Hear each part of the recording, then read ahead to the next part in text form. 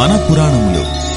Radio city మన పురాణములు అంటే మన కథలు. ఇవాల్టి మన కథల్లో అదే మన పురాణాలలో నారదునికి సంబంధించి గర్వభంగం జరిగినటువంటి ఒక కథా సందర్భాన్ని మీతో పంచుకోవాలనిపిస్తుంది. ఒకరోజు వైకుంఠానికి బయలుదేరిన నారద మహర్షి ముల్లోకాలు తిరిగే తనకి అన్ని విషయాలు తెలుసు, ఉన్న చోటు నుంచి కదలని ఇతరులకు ఏమీ తెలియవు అనుకున్నాడు. ఆ అతిశయాన్ని గుర్తించారు నారాయణుల వారు. గర్వభంగం చేయాలనుకున్నారు. నారద, చాలా కాలంగా నాకొక సందేహమయ్యా. అది త్రిలోక సంచారివైన నువ్వే తీర్చాలి, నువ్వే సమర్థుడివి అని అన్నారంట.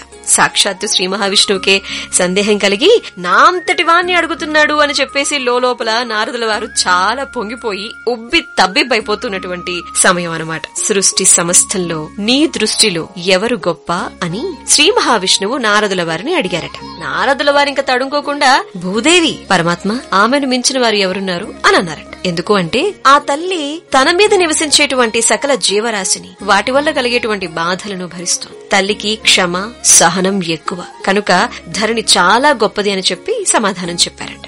కాని నారద, భూమిలో 30% భాగం నీరే కాబట్టి జలం గొప్పది కాదా అని అన్నారంట నారాయణుల వారు.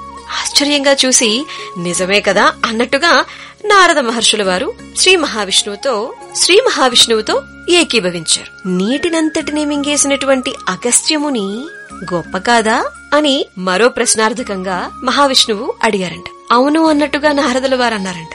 సమస్త ఋషి మండలం ఆకాశంలో భాగమే కదా, మరి గగనం గొప్పది కాదా అని అంటే అవును అని మహర్షుల వారు అన్నారంట. అంతటి ఆకాశాన్ని అవలీలగా కొలిచిన నా పాదం గొప్పది కాదా అని నవ్వుతూ శ్రీ మహావిష్ణువు అంటే నారదుల వారు విస్తుపోయారంట. కాని నా పాదం కంటే నేను గొప్ప కాదంటావా అని ఓరగా చూస్తూ శ్రీ మహావిష్ణువు అడిగారట. కాస్త సిగ్గుపడిన నారదుడు, క్షమించండి స్వామి, నిరంతరం నారాయణ స్మరణ చేసే తనకు ఈ చిన్న విషయం ఎందుకు స్ఫురించలేదా అనేటువంటి ఒక చిన్న పశ్చాత్తాపం కలిగింది. తన గర్వాతిశయాన్ని అణిచినటువంటి శ్రీ మహావిష్ణువు యొక్క పాదపద్మాలకు నమస్కరించాలనిపించి కాళ్ల మీద పడిపోయారు. క్షమించండి, ఒక్క క్షణం నా అతిశయం నన్ను ఎలా ఆలోచించేలా చేసింది అని చెప్పి క్షమాపణ అడిగి నారదుల వారు వెనక్కి తిరిగి వెళ్లిపోయారు. అతిశయం క్షణకాలం చాలదు మనల్ని అధఃపాతాళానికి తొక్కేయడానికి. Radio City podcast.